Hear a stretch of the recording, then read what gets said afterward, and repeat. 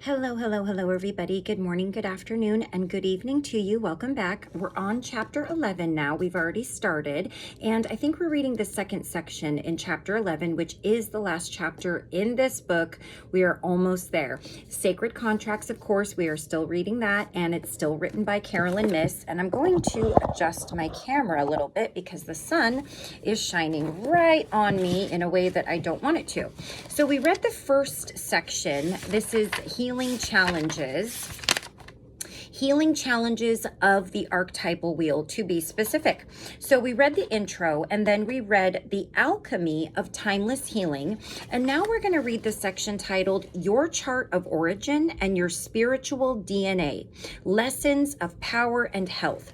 So we're going to read an introduction, and then we're going to go into reading the challenge that may be posed to us for each of the 12 houses. And it is a bit longer. It's not terribly long, but too long to read the second part. So I'm going to be, obviously, like my usual, breaking these up into sections and posting them separately. But we are almost done. We're almost there. Okay, so let's read this section. Your chart of origin provides a profile of your spiritual DNA. By comparing your archetypes and their companion houses, you learn your spiritual strengths and vulnerabilities and their influence on your physical, emotional, and psychological energy systems.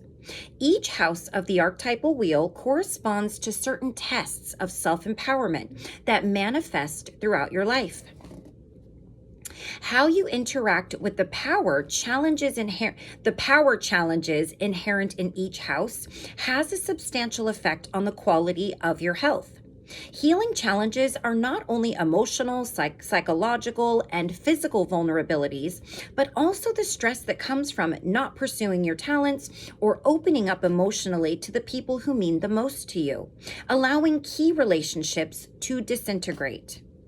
Healing challenges will help you to consolidate the fragments of your psyche, because clearing these hurdles demands that you gather the inner resources most vulnerable to those challenges.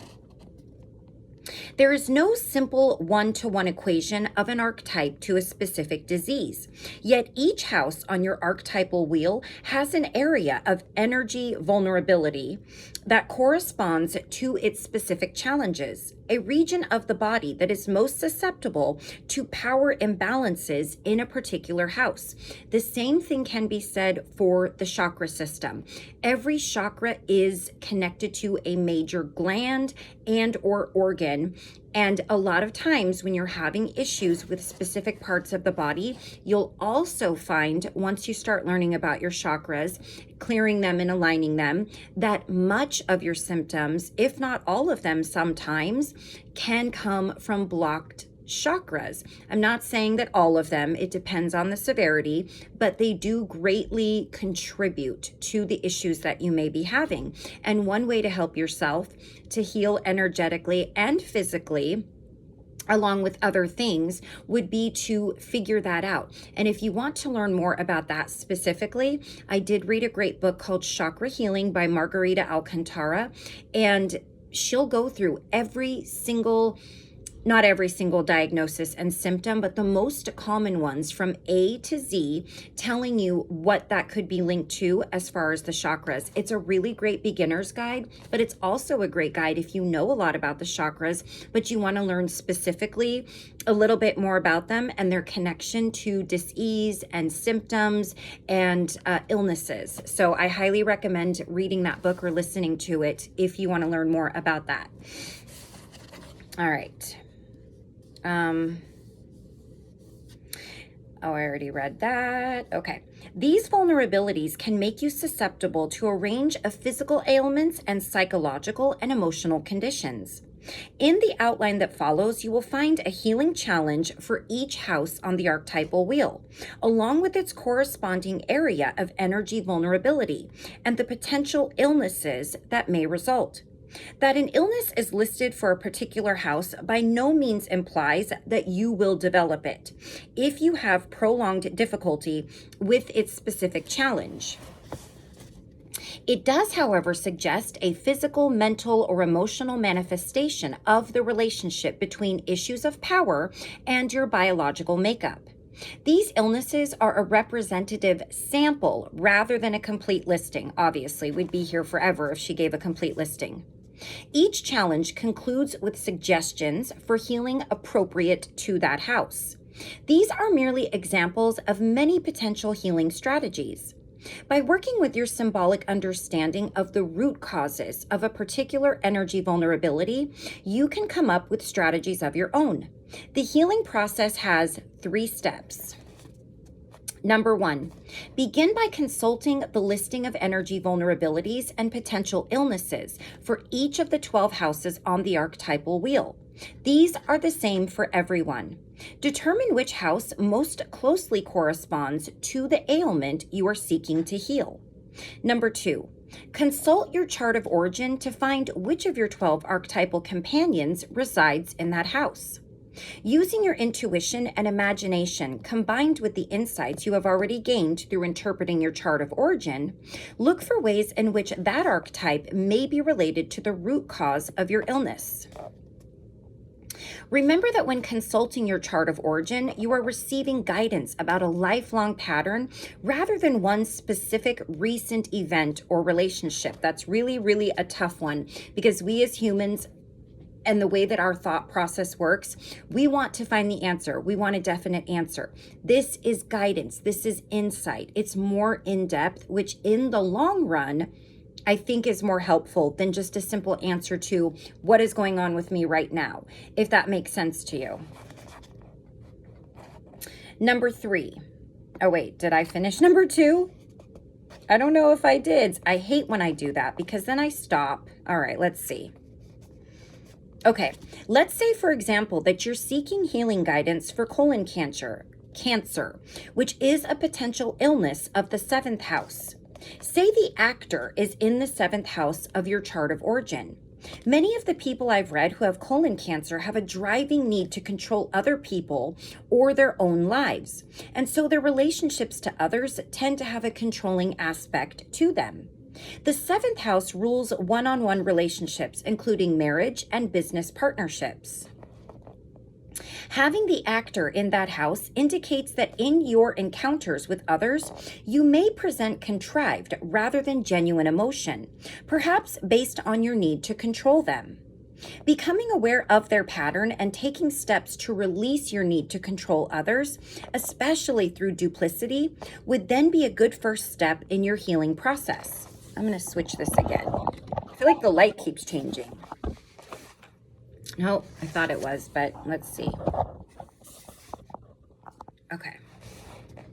And the 3rd step, once you have learned as much as you can from your archetypal wheel, you can cast a working chart called a healing chart to seek guidance about the psychological, emotional, and energy aspects of your ailment. And remember, the working chart, which I was very confused about for a minute, is basically using your archetypal chart that you have put together, but you're using it for one specific aspect of life: love, health, career, relationship, money, all of the things in life that we often wonder about in our lives and in dealing with others.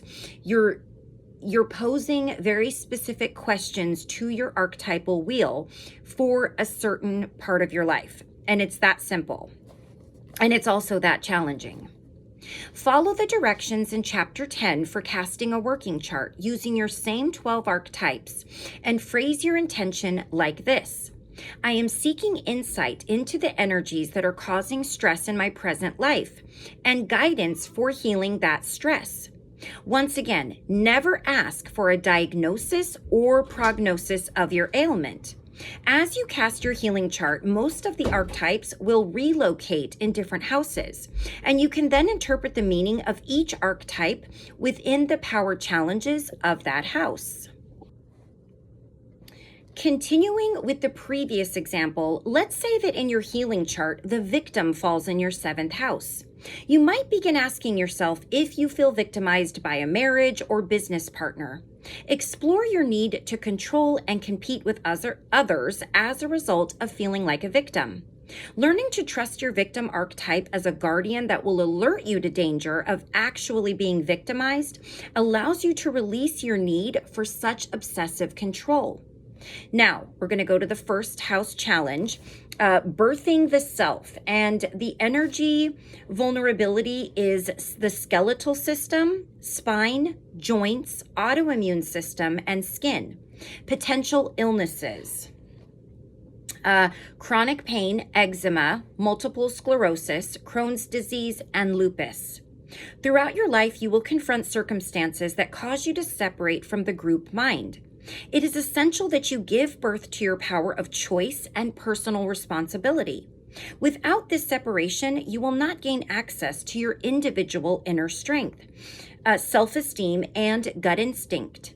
You can certainly develop self-esteem and strength living within a family unit, but birthing the self means having the strength to follow the mature guidance that directs you to begin your personal spiritual path.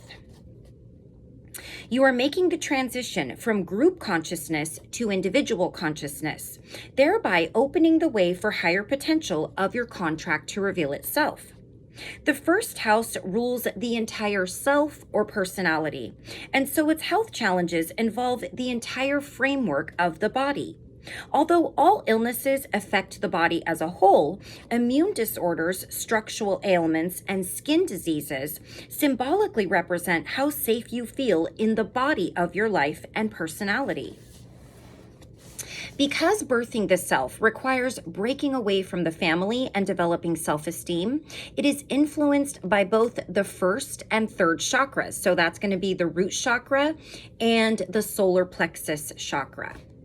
Some healing guidance for this. Keep your attention in present time and do not allow your vital life force to slip into your history. Can you identify limiting and negative attitudes that you have inherited from your family or the social mind? Which of these specifically do not support your healing, such as cancer runs in my family? Recast these in ways that are more positive and expansive. For instance, my health is independent of my family history. Traditional forms of therapy can assist you, but I encourage you to seek out a therapist who is trained in archetypal traditions, such as a Jungian or Carl Jung. So somebody that follows along Carl Jung or Carl Jung's thought process and his beliefs. I can't tell you, in working in the healthcare field, how many times I hear, well, I'm just coming in for a physical because I'm 50 now and I'm going to start falling apart, or my mom had diabetes, so I'm going to have diabetes, or my dad had a heart attack at 55, so that's probably going to happen to me. All sorts of comments like that. And knowing what I know now, you can't fault people for what they don't know, because I used to be like that. Well, this is going to happen to me and that's going to happen to me because that happened to them. But I know better now. And it would be so lovely to share that with people, but you really got to feel it out for people that are open to that. And I've gotten better at it. But I like to think that even if I just share a little bit of insight with someone who is open to it, knowing is half the battle, and knowledge really is power. That's a very true statement. 2nd house challenge, claiming of values. The energy vulnerability is the lower back, hips, and sexual organs. Potential illnesses: impotence, sciatica, ovarian or prostate cancer, lower back pain, slip disc, and endometriosis. That's funny. I suffer from lower back pain, and I had endometriosis before I had my daughter. I don't know if I still have it, but I definitely did. Challenges to your sense of values make you aware of the polarity between your external and internal values, and between a choice and its consequences. Examine your ethics and morals, as well as your motivations and private agendas regarding your interactions with others, because these properties form your character and conscience. Then evaluate how you have ordered your values. Do you value material gain over generosity? Do you make your decisions based on your fears or on your faith? Are you able to follow intuitive guidance? The illnesses associated with the second house are in energy alignment with the issues of the second chakra, sacral plexus, which are connected to external expressions of power inherent in money, status, and sex. The struggle to maintain balance in a world in which values are continually tested generates survival-related stress that is connected primarily to the foundational area of the body. And so lower back pain, sciatica, or cancers of the genital area may be linked to your relationship with what you hold as having power. Healing guidance. Review the values by which you have been living. Where is your lifestyle incongruent with your inner self? It is vitally important to know the content, boundaries, and character of your conscience. Can you admit, if only to yourself, the standard by which you make your decisions? A spiritual director or therapist skilled in personal development can be very helpful in this process of inner work, as can reading books and other material directed towards self-empowerment. Choose one area in which you have a conflict that continually disempowers you. This could be a relationship with another person or even with yourself. For instance, if you continually judge or second-guess yourself. Every time you become aware of feeling a loss of power, pause and remind yourself that you are now experiencing the power of a negative perception and not a reality. Then replace that perception with a positive thought and continually refer to that thought as a marker. As you repeat the perception, use deep breathing to absorb it into your body and cell tissue.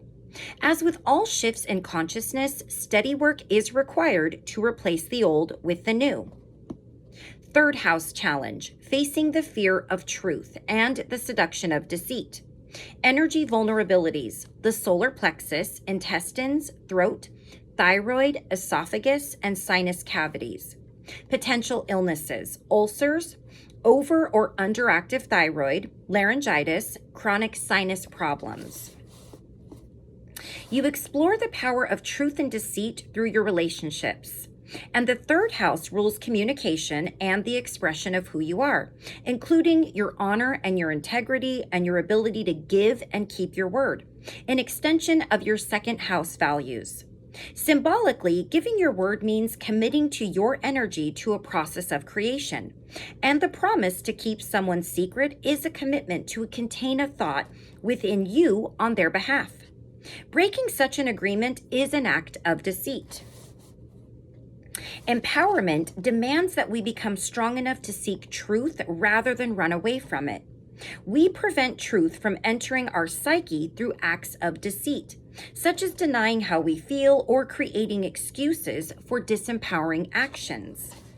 We also seduce or deceive others to protect ourselves from learning too much about ourselves too soon. For example, blaming someone else for the consequences of your own actions allows you to deflect your personal responsibilities for those consequences.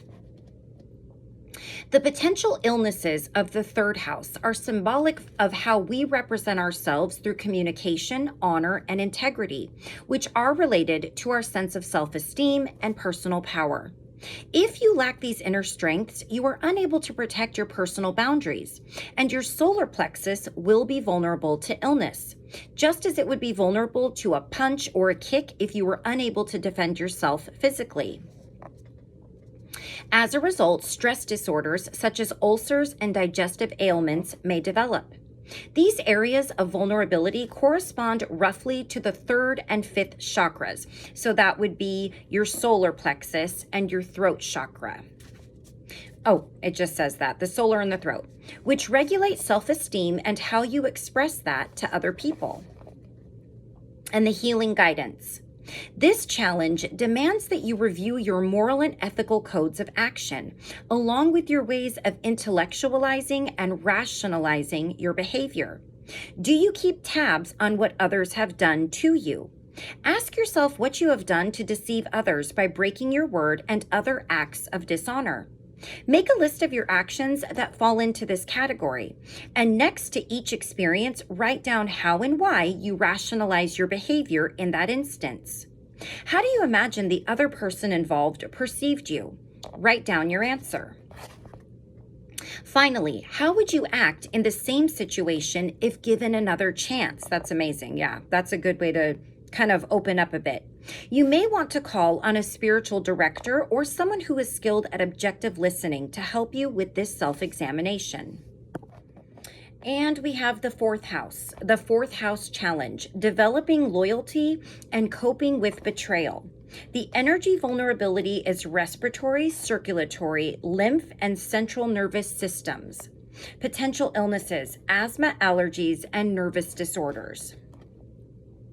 Acts of betrayal are meant to teach us that we cannot control life according to our fears. We need to fail at creating a perfect, safe, and controlled world for ourselves, because experiences of betrayal and or failure are the means through which we are forced to examine the limits of our dependence on the rational order of the physical world. Although acts of betrayal can be excruciatingly painful to both the betrayed and the betrayer, the spiritual reason for these experiences is to get us to examine why we compulsively seek to maintain human order and gain physical power while mistrusting divine chaos. The illnesses associated with this house reflect a level of emotional stress that is panic-driven. If this is your challenge, then anxiety at extending control over everything that represents physical order and survival often captures the majority of your energy. This stress frequently settles in your nervous and circulatory systems because survival issues consume so much of your emotional and mental energies. Loyalty and betrayal are powerfully emotional issues that are also linked to survival. Because your home is both your link to your family and the seat of your emotional life, this house resonates with both the first and fourth chakra energies. So that would be the root chakra and the heart chakra. Healing guidance. Clear out your inner self, just as you might flush out respiratory or circulatory system, or flush out your respiratory or circulatory system. What can you change about your daily routine that will nudge you to realign your priorities? If possible, go on a retreat, even just for a weekend. Alternatively, go on a cleansing diet accompanied by daily practice of yoga and breath work. You may choose to seek professional help through yoga workshops or classes. But even incorporating 5 minutes of deep breathing every few hours, or as soon as you realize that your body is entering into an anxiety zone, can immediately counteract the anxiety in your nervous system. And the fifth house challenge, entering the desert. And the energy vulnerability is mental energy, intuition, creativity. Potential illnesses. Oh my goodness. The sun keeps... I don't know, I guess maybe you can't see it, but I can. All right, so potential illnesses, physical and emotional fatigue, and depression.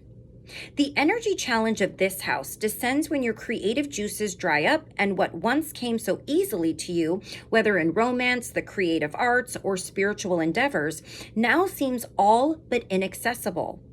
Part of the challenge of enduring the classic dark night of the soul described by mystics, for example, is that you are no longer receiving energy from the world you have left behind.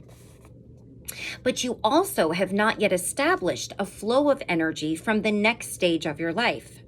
That period of aridity, the desert, can be exhausting and depressing as you symbolically thirst for God. This challenge corresponds to the sixth chakra, the seat of the intellect and imagination. Its healing challenges may arise from an imbalance between rational and intuitive thought. And the healing guidance. This challenge sets you up against the force of your willpower, making you aware of how much genuine authority you have to take charge of your own actions. Do you often feel as if you have no power over how you respond to crisis? Are you often tempted to become passive and depressed in these situations?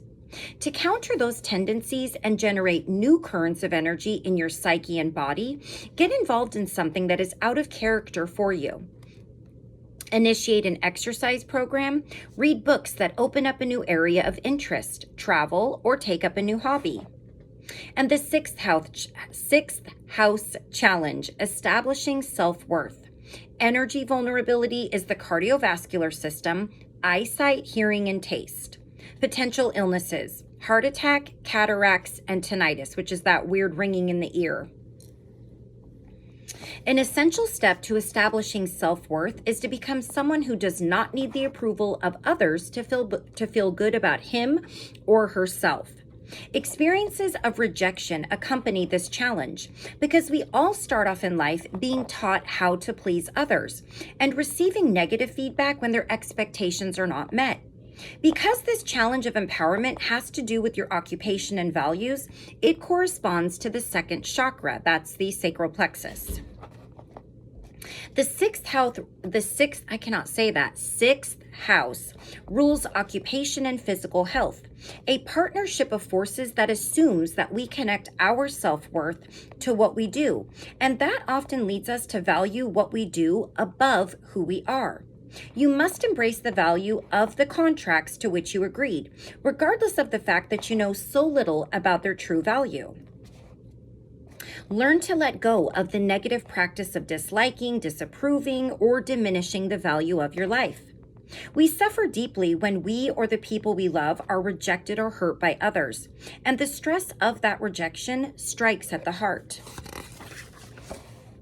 The cardiovascular system and the five senses are especially sensitive to the stress generated by sixth house experiences, precisely because these are primarily emotional concerns. Healing guidance. You need to empower yourself by carrying out personal actions that make you feel good about yourself. Have you been eating or drinking too much or watching too much television? Have you been pushing yourself too hard at work or giving in to your anger? Changing those habits can have a positive effect on your self-esteem. Choose 3 habits that you know of that are limiting and have been a source of stress for you, and make a concentrated effort to break their hold over your psyche. And I'm taking a look because we're on the 6th house. Oh yeah, they're really not that long. I am so warm. Oh my goodness, I just got warm all of a sudden to keep moving my hair. All right, the 7th house challenge, maintaining personal boundaries. Energy vulnerability is the solar plexus, pancreas, colon and intestines, sexual organs, intuition. Potential illnesses are colon and intestinal disease, spleen and liver disorder, diabetes, obesity, alcoholism. Your personal boundaries are the rules you choose for interacting with the power of other people. As infants, we have few boundaries, and in our early years, we tend to remain within the mindset of the family.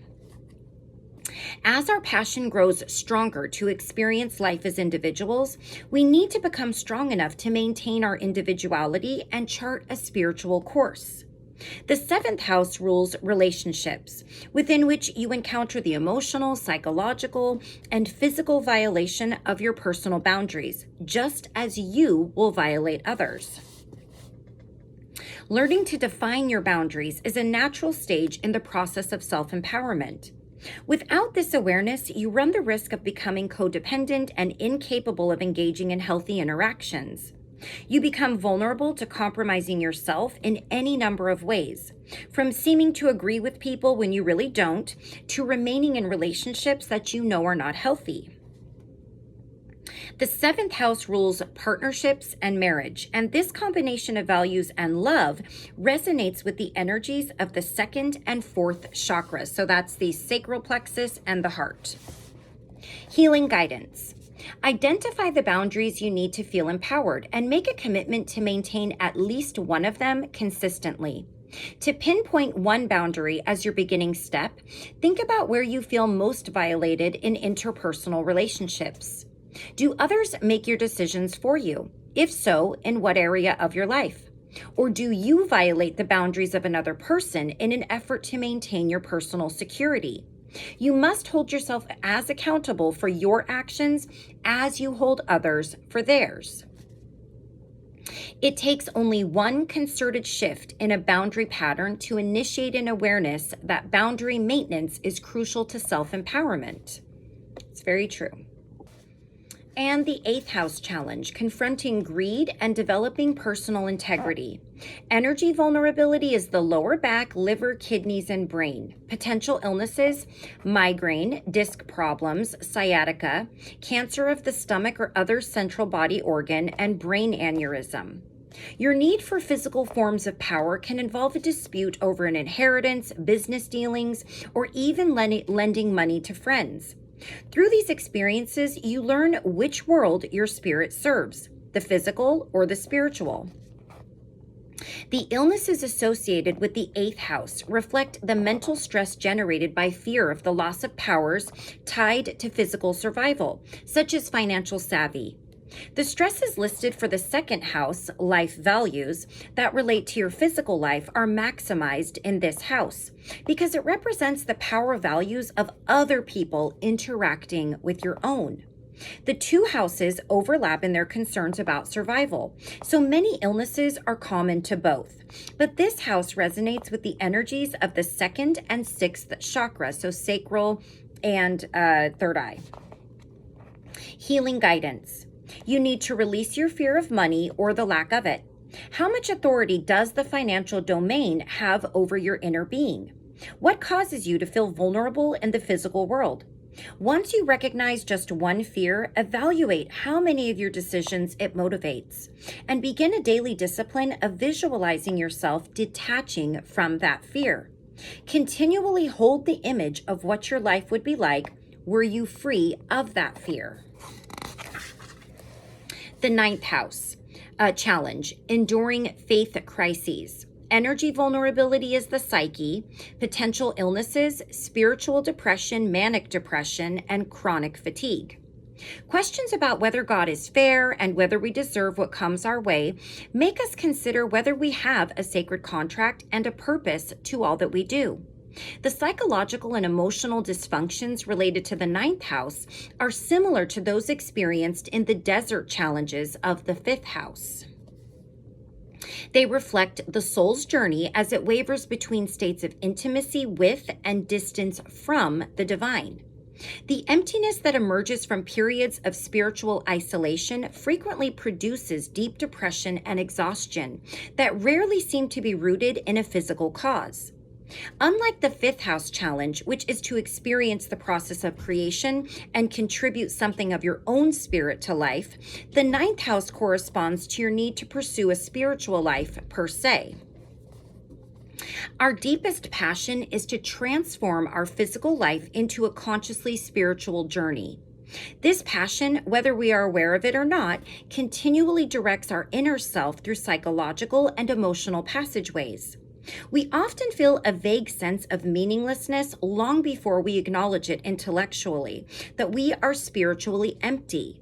Our spirit needs to feel that we have adjusted our sights so that the choice to connect all that we do to God becomes our primary focus. Because it involves our relationship with God, this house corresponds most closely to the energy of the 7th chakra. And that's the crown if you weren't looking. Healing guidance. You need to commit to a daily practice of prayer and meditation and vow to maintain it under all circumstances. How many times have you cycled through the faith and fear archetype? At those times, how did resolution and guidance come into your life? Write your recollections in your journal and summarize what you have learned from these repeated cycles. How has the learning changed your life? Finally, review your life, identifying what parts should now be released, and then cooperate with the process of letting go. The 10th house challenge, coping with rejection and failure. Energy vulnerability is overall physical tissue and willpower. Potential illnesses: skin cancer, bone marrow cancer, throat disorder or disease, eating disorder, TMJ, arthritis. The spiritual reason why you experience failure and rejection and reject others is that you must learn to trust in your own guidance and in the values of your contracts. Unless you release your need for approval, you will find it difficult to follow your intuition because you will weigh the validity of your hunches according to whether others approve. And few will approve of your becoming more empowered or insightful than they are. 10th house illnesses resonate with the vulnerability of pursuing one's dreams and ambitions without the support of others. The pursuit of your highest potential, whether in creative expression or in practicing compassion, is a challenge you face alone. When we compromise the spiritual expression of our contribution to life, we want to hide that truth from others. Since we do not to be seen as having failed at our own lives, we symbolically wear this failure on our body, on our skin. Failing to uphold our spiritual framework can leave us vulnerable to diseases that attack our own framework, including the bone marrow. Repressing creativity can affect the throat and trigger eating disorders and TMJ, and that is a jaw disorder, like it locks up, it clicks, it hurts. You can get headaches from it. Finally, all forms of arthritis derive from the need to control change, including repressing opportunities for self-expression. Pursuing your highest potential requires willpower and engaging your spiritual perceptions. And so this house corresponds most closely to the energy of the 5th and 7th chakras, so the heart and the crown. Healing guidance. Rejection and failure are the names we give to feeling disempowered. Until you can believe in yourself without the support of others, you will always be vulnerable to rejection and feeling like a failure. What makes you inclined to reject another person? The last time you rejected someone, what about that person made you feel disempowered? Identify what makes you reject others, and note how many of these reasons apply to you. Choose one characteristic and commit to changing it. And now we have the 11th house, almost done. And the challenge is surrendering to the divine. The energy vulnerability is vitality. The potential illnesses are Parkinson's, Alzheimer's, and other neurological disorders like neuroses, paranoia, and other mental and emotional disorders. Reaching a point of surrender, sometimes referring to as hitting bottom, is among our most frightening experiences. The stress of this journey to the bottom often manifests in emotional and psychological disorders. In these experiences, none of your ambitions, decisions, or desires correspond to how you see your role. The spiritual purpose for these experiences is to allow you to accept opportunities that you would otherwise dismiss. The way you see the world colors how you see yourself within the world, and consequently, what you can offer the world. You may well be holding on to a vision of yourself that eclipses your talents, but most likely you have no idea what you are capable of doing or being. Once you are able to surrender yourself in hope and trust to a higher source of wisdom, you open a passageway for a deeper process of empowerment. Because surrendering requires the coordination of your heart and mind, this house resonates to the 4th and 6th chakras. So the heart and again, heart and third eye, Healing guidance. Surrendering means letting go of your need to control everything and everyone at all times. Ask yourself how deeply you fear being out of control of your life. How much do you believe that you can determine the outcome of every event? Do you believe you should be able to get others to do what you want all the time? Choose one area that makes you especially anxious, like financial security, marital stability, career direction. And every time your fears are triggered, practice the mantra, I surrender the outcome to the divine. And the last house, the 12th house challenge, overcoming the fear of personal empowerment. So all the things that we've been talking about, which boils down to empowerment or disempowerment. The energy vulnerability is the balance of the psyche and spirit. The potential illnesses are panic attacks, bipolar disorder, and schizophrenia. You are continually directed to confront the shadow within, returning like Persephone to the underworld to uncover your archetypes. But your fear of becoming whole by consolidating the fragments of your consciousness can lead you to sabotage your spiritual growth. Opportunities to forgive the past and move on, for example, are stifled by toxic pride or fear of change. We often resist change because we fear that an empowered life will demand more of us than we are prepared to give. The cycle of knowing better but acting otherwise is the most common form of psychological torment that we experience when we fight our own spiritual growth. And so the issues of this house are aligned to both the sixth chakra, which rules our intellect and intuitive faculties. So the sixth chakra, and the seventh chakra, which regulates our spiritual development, so the crown.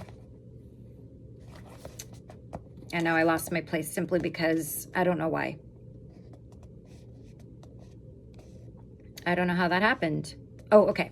Compromising what you know to be the truth, having a fear of confronting the truth, and using your intellect to deliberately distort the world around you, including the value of other people, is rooted in the shadow power of the 12th house psyche. Healing guidance. The only way to break the hold of the saboteur is to face it head on. What fears cause you to shut down? What symbolic imagery or truth can you use to melt down your fears? Patterns of fear are greater at night and smaller in the morning.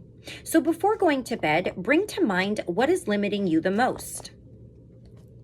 That I have to stop right here and say that makes a lot of sense, because a lot of people really struggle at night. They'll get anxiety at night. They can't shut their mind down. It doesn't matter how tired they are.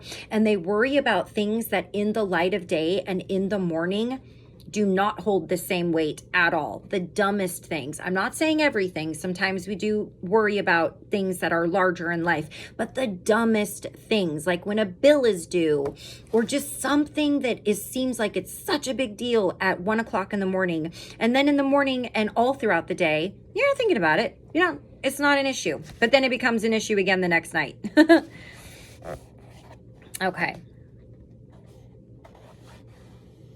Remind yourself that this is an archetypal experience that you are meant to use to examine why you fear your own potential. Get as impersonal about your fears as possible. Read spiritually inspired prayers with the intention of calming the spirit within. On waking, invoke your fear, however briefly. For example, I am afraid that I will have to express my opinion in this meeting. I am afraid that I will be criticized. Then follow it with, I owe myself this opportunity. If I face a critical response, that only indicates that the power emerging in me is being witnessed. Above all else, I will represent the power of my spirit fully. Okay, so that completes going through the houses and all of the challenges that each one may pose. I really enjoy this. Yeah.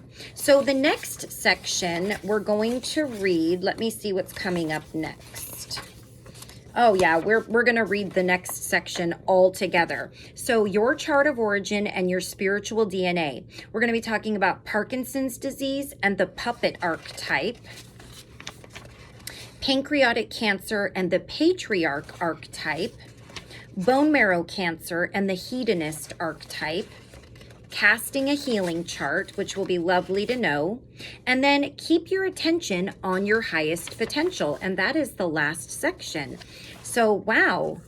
Yeah, I think this is probably my longest video, but I had to do all 12 in one. I thought about breaking up 6 and 6, but you know what? I don't want to fiddle around with it anymore. You can pause it and come back to it if you need to, but I just don't want to put any more out there. I think we're going to almost 50 videos for this damn book, and I like it, and it's no offense to the book, but it is way more involved than what I anticipated, and that is okay, because we are learning a shit ton, and this is stuff that I really needed to learn.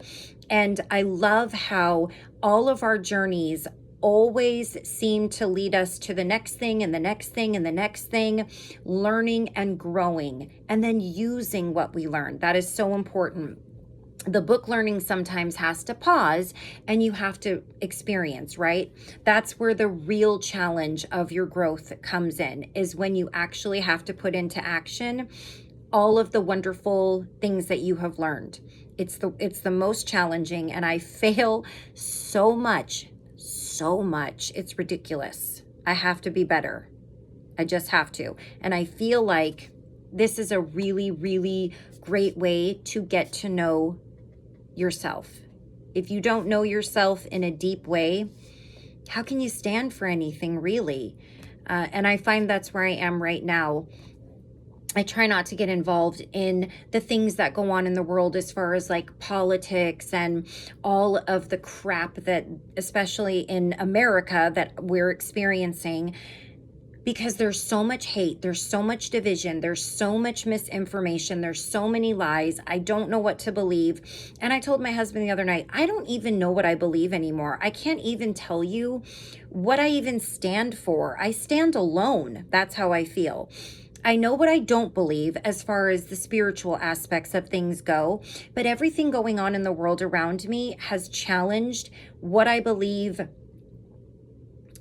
on the outside world, and also challenging what I thought I believed on the inside and what I thought I stood for.